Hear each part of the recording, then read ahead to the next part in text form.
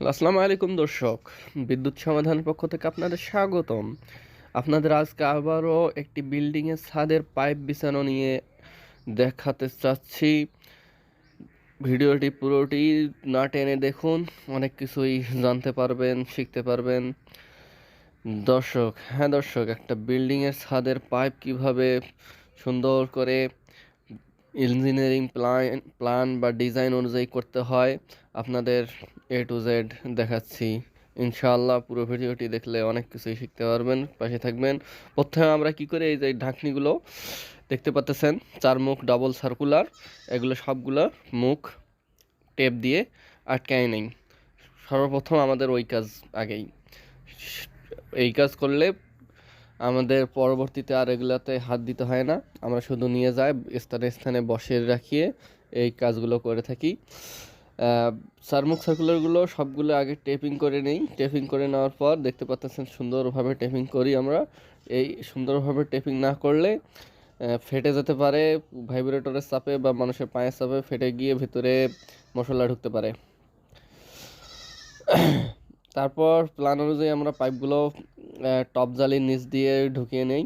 যেখানে টপ জালির নিচ দিয়ে ঢোকে না, দেখতে পাচ্ছেন যে ঢোকে না, সেখানে একটু বাটম জালির রডের নিচটুক একটু করে টিপে দেই হ্যান্ডেল দিয়ে, দেখতে পাচ্ছেন।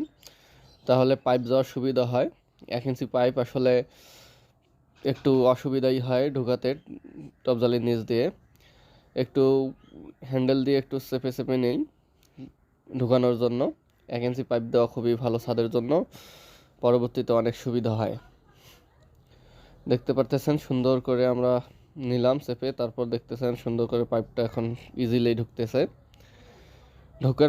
পাইপ ঢোকানোর পর সার্কুলার লাগাবো। সার্কুলার লাগাইতে দেখতে পারতেছেন সার্কুলারের এক মুখ ওখানে লাগবে, শুধু এক মুখে সুন্দরভাবে সলভেন্ট সিমেন্ট আটা লাগিয়ে নিয়েছে, তারপর সহজেই ঢুকিয়ে নিল।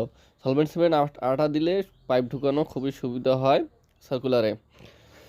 তারপর দেখতে পাচ্ছেন ওখানে ঢোকানোর পর মাঝে আবার আরেকটা সার্কুলার দিতে হচ্ছে প্ল্যান অনুযায়ী। সেখানে কি করতেছে, একটি ছোট মানে একটা হেক্সো ব্লেডকে আমরা অর্ধেক টুকরা করে ফেলি। 2টা টুকরা করার পর দেখেন ওই একটা টুকরা দিয়ে আমরা ভিতরের কাটাগুলো কাটি। এখানে যেহেতু হ্যাস্কো ফ্রেম ঢুকবে না, সেহেতু ছোট দিয়ে আমরা কাটি। ওখানে কেটে নিয়ে আরেকটা সার্কুলার সুন্দরভাবে লাগিয়ে নিচ্ছে, দেখতে পাচ্তেছেন। লাগিয়ে নেওয়া হলে আমরা দেখাচ্ছি যে একটা সার্কুলারের মুখ চারিদিকে যখন কাজে লাগে না, আমাদের বেশিরভাগই 4 মুখ সার্কুলার আনা হয়, যখন কাজে লাগে না দেখতেছি যে এখানে অন্য মুখ কাজে লাগবে না, সেজন্য ওই মুখগুলো আমরা দেখতে পারতেছেন পলিথিন ছিঁড়ে পলিথিন দিয়ে সুন্দর করে আটকে টেপ লাগিয়ে দিতেছি, যেন এক ফোঁটাও ওই দিক দিয়ে মশলা না ঢুকতে পারে, ঢালাই না ঢুকতে পারে। এভাবে সুন্দরভাবে সব কাজ সম্পূর্ণ করলে আসলে ছাদের পাইপের ইনশাল্লাহ কোনো ক্ষতি হয় না। পরবর্তীতেই খুব ইজিভাবে আমাদের পাইপগুলো ছাদ থেকে বের করা যায়।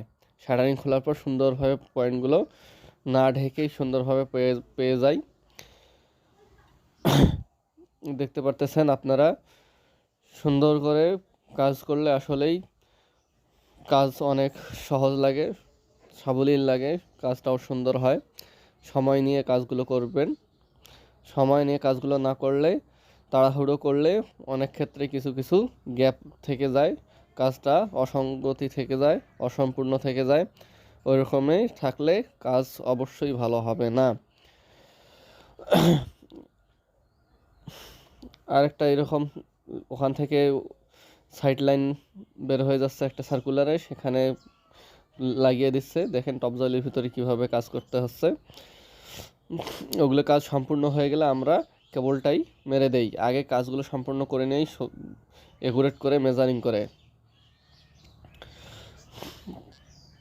সব কাজ মেজারিং করে সার্কুলারগুলো, 4 মুখ সার্কুলারগুলো ইউজ করা হয়। ইউজ করার পর একুরেট স্থানে একুরেট মেজারিংয়ে আমাদের প্ল্যান শিট অনুযায়ী আমরা বসিয়ে দেই। দেওয়ার পর শেষে আমরা কেবলটাই দিয়ে নিচের বটম জালির সাথে লাগিয়ে দেই। এখন দেখাচ্ছি আপনাদের আমাদের যে বিমগুলোতে আছে, খাড়া বিমগুলো আছে, সেখানে কিভাবে একটা ব্যান্ড নামাই। দেখতে পাচ্ছেন কিভাবে আমরা ব্যান্ড নামাই। আগে ব্যান্ডটা লাগিয়ে নিয়ে মাপ দিয়ে নিলাম, মাপ দিয়ে নিয়ে সুন্দর করে হেঁচকো দিয়ে কেটে নিলাম ওই একুরেট মেজার করে একেবারে একটা সোজা করে সুন্দর করে পাইপ।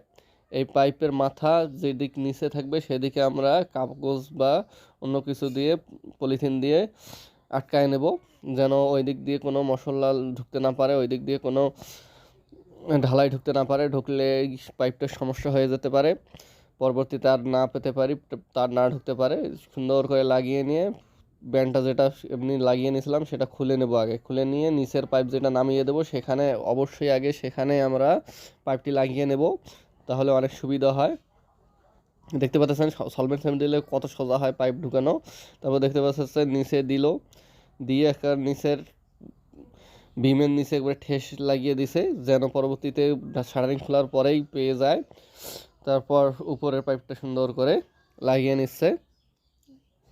খুব সুন্দর করে আপনাদের দেখিয়েছি, আপনারা সহজেই বুঝতে পারবেন। দেখতে পারতেছেন লাগিয়ে নেওয়ার পর নিচে কেবলটাই দিয়ে এখন বাঁধা হবে, কারণ বিমে যদি কেবলটাই দিয়ে বাঁধা না হয় তাহলে ভাইব্রেটরে ওই ব্যান্ডটা সরে যেতে পারে আর পরবর্তীতে লাইনটা না পেতে পারি। সেজন্য ওই দেখতে পাচ্ছেন কেবলটাই দিয়ে সুন্দর করে রডের সাথে আমরা বেঁধে নেই, যেন ভাইব্রেটর লাগলে ওটা সরাসরি না করতে পারে। এদিক সেদিক হলে আসলে অসুবিধা। দেখতে পারতেছেন সুন্দর করে কেবলটাই লাগালাম এবং ওপরে আরেকটা বটম জালির সাথে কেবলটাই লাগালাম সই করে নিয়ে। আপনারা আমাদের চ্যানেলে নতুন হয়ে থাকলে অবশ্যই ভিডিওগুলো দেখবেন পূর্বের এবং লাইক কমেন্ট করবেন। আমাদের চ্যানেল অবশ্যই সাবস্ক্রাইব করবেন। আপনাদের কাছে অনুরোধ। আমাদের পাইপ বিছানো প্রায় অনেকটাই শেষ। পাইপ বিছানো সম্পূর্ণ করে আপনাদের দেখাবো।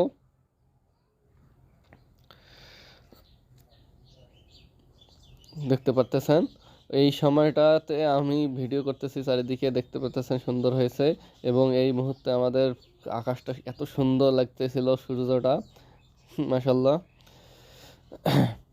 ক্রেন বসিয়েছিল আগের দিন ঢালাইয়ের আগের দিন আমরা ছাদে পাইপ বিছিয়ে থাকি। আগের দিন ঢালাই তোলার জন্য ক্রেন লাগিয়েছিল কর্নারে, সেই ক্রেন নিয়েও আমাদের চ্যানেলে ভিডিও আছে, আপনি দেখতে পারেন। সুন্দর করে ক্রেনটা সেট করে রাখছে যেন পরে ঢালাই তুলতে পারে। তারপর আমাদের পাইপ সম্পূর্ণ করতে রাত হয়ে গেছে। দেখতে পাচ্ছেন মেইন লাইন টেনেছি ডাবল পাইপ দিয়ে মেইন লাইন টেনেছি। ডাবল পাইপ দিয়ে এসডিবি থেকে সাব ডিস্ট্রিবিউশন বক্স থেকে মেইন ডিস্ট্রিবিউশন বক্সে ডাবল পাইপ আমি নিয়ে গেছি। দেখতে পাচ্ছেন সুবিধাজনক স্থান দিয়ে। সিঙ্গেল যেগুলো নেমে গেছে ওগুলো সাব লাইন। ডাবল আমি একেবারে সিঁড়ির নিচে যে মেইন ডিস্ট্রিবিউশন বক্স হবে বিমে ডাবল করে নিয়ে এসে এখানে রাখছি। এবং আপনারা জানেন যে বিমে এরকম অসংখ্য বা একটা পরিমাণ মতো পাইপ খাড়া করে রাখতে হয় পরবর্তী তলার জন্য, সেজন্য আমি এখানে রেখেছি। আমাদের ভিডিওটি দেখার জন্য ধন্যবাদ। আমাদের সমস্ত ভিডিও দেখার জন্য লাইক কমেন্ট করবেন।